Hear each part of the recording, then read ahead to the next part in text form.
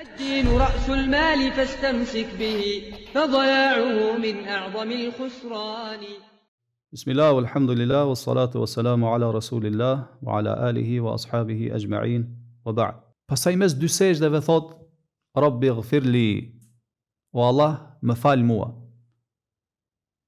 Kur ta thuash këtë dhikr madhështor, sillë ndërmend se je duke kërku prej Allahut subhanahu wa taala që ai t'i fal mëkatet e tua të gjitha, të mëdha dhe të vogla. Çfarë është kjo el-maghfira që përmendet në hadith dhe në shumë ajete të Kuranit? Kjo është që Allahu t'i mbuloj gjunahet e tua dhe t'i fal ato.Ërsa irhamni, që ka në disa transmetime tjera, Allahu maghfirli warhamni, o Allah më fal, o Allah më mshiro. Këtu tash ti duhet të asjell ndërmend se je duke kërku mshirën e Allahut subhanahu wa taala, nëpërmjet të cilës arrihen synimet e tua në jetën e kësaj bote.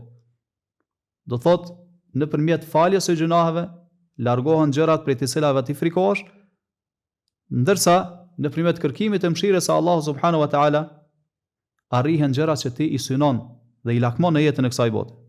Dhe për këtë arsye pejgamberi sallallahu alaihi wasallam ka bërë bashkë mes dyjave. Po ashtu për dhikreve tjera, fjalëve tjera që i bashkangjitën këtë dhikri mes dy sejdave është warzuqni, o Allah më furnizo.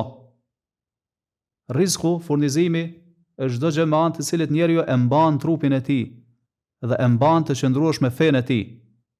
Pra sillni ndërmend të se ti kur të kërkosh prej Allahut rizq, furnizim, po kërkon rizkën që ta mundson jetesën në këtë botë, siç është ushqimi, pija, rrobat, shtëpia, dhe gjëra tjera të ngjashme të kësaj natyre.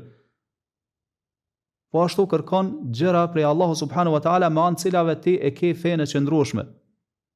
Je stabil në fe, je i qëndrueshëm, siç është dija e dobishme, imani, veprat e mira, e kështu me radhë. Vazhdimisht mësoje veten që ti sillesh ndërmend, ti përjetosh këto kuptime. Këto kuptime madhështore në mënyrë që kur delsh prej namazit, kur të dalësh prej namazit, të dalësh me dobi të mëdha. Me një gjendje krejt tjetër nga ajo me të cilën ke hyrë në namaz. Pastaj vazhdon dhikri thot wa'afini, o Allah më jep mirëqenie, më jep shëndet. Do thot mirëqenie dhe shëndet nga çdo smundje, qoftë që ka të bëjë me fen apo smundje trupore e fizike. Pastaj nëse njeriu realisht e ka atë smundje, e ka atë defekt, atëherë kjo konsiderohet si lutje që Allahu ta largoj atë prej teje. E nëse nuk e ka, atëherë kjo trajtohet si lutje e cila të mbron prej asaj. Do thotë që ti të mos i ekspozohesh smundjeve të tilla në të ardhmen, qofshin ato trupore, qofshin që kanë të bëjnë me smundje të dyshimeve apo të epsheve. Pra njeriu kurdo që kërkon prej Allahut shëndet dhe mirëqenie, qoftë në mes dy sejdave, qoftë në ndonjë lutje tjetër apo në ndonjë vend tjetër, në ndonjë pozitë tjetër, duhet ta sjell ndërmend se po kërkon prej Allahut subhanahu wa taala mirëqenien e trup dhe mirëqenien e fenë e tij. Pastaj vazhdon lutja thot wajburni, o Allah, mi korrigjo, mi rregullo gjendjet e mia, të gjitha gjendjet e mia. Fjala el-jabr në gjuhën arabe do thot rregullim. Diçka që vjen pas një mangësie, rregullimi i mangësisë, korrigjimi i saj. Pra secili njeri, secili prej nesh ka mangësi, tregohet i shkujdesur, e tepron ndaj vetes së tij me gjunahe, i te i kalon kufit fetar, apo ndoshta tregohet i shkujdesur në ata kufi që i ka vendosur Allahu subhanahu wa taala. Andaj për çfarë ka nevojë? Ka nevojë për el-jabr, thot korrigjim, rregullim. Në mënyrë që të kthehet i shëndosh, pasi që ka qenë i thyer. Ashtu siç rregullohet dhe kapet ashti mes vetë pas thyrjes së tij. Pra këto ishin kuptime madhështore të cilat duhet i sjellin ndërmend kur ne e lutim Allahun subhanahu wa taala. Mirë, dikush mund të thotë, po a nuk mjafton që për gjitha këto të themi Allahumma arhamni, o Allah mëshirom. Sepse dihet se kur mëshira të thuhet të përmendet në formë të pakufizuar, atëherë nëpërmjet saj kihet për qëllim arritja e gjërave që i synon njeriu dhe largimi i gjërave që ai urren. Përgjigja është gjithsesi, mirë po, siç thamë lart, pozita e lutjes ndaj Allahut subhanahu wa taala është pozitë në të cilën është mirë që njeriu të zgjerohet paksa.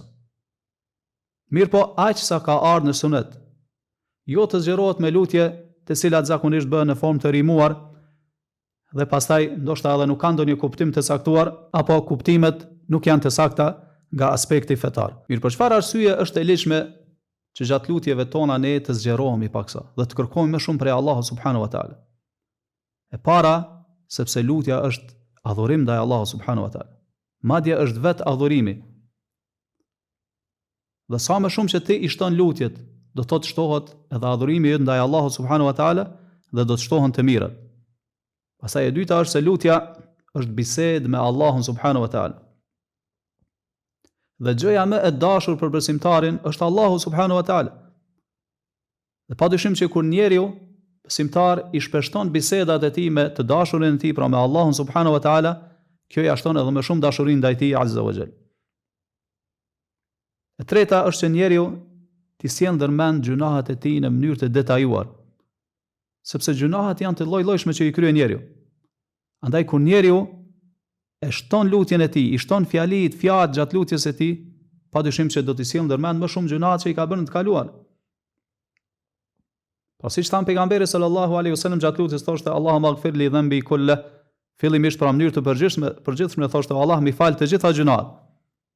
Pastaj e detajizonte këtë dhe thoshte diqqahu wa jilla, të vogla dhe të mëdha, wa awwalahu wa akhira, ato që i kanë kryer më herët, ato që i kanë kryer në fund, wa alaniyatahu wa sirra, ato që i kanë kryer në publik haptazi dhe ato që i kanë kryer fshehtazi.